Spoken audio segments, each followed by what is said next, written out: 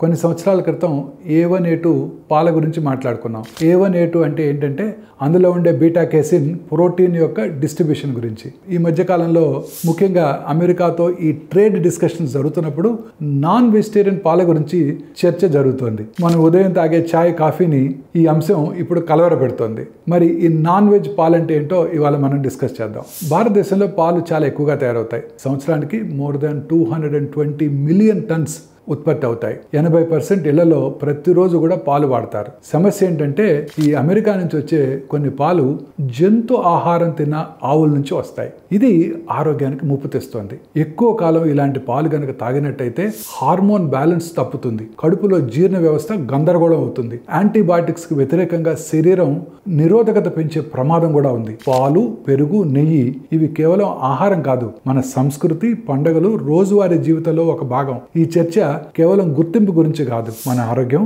మన పోషణ గురించి కూడా.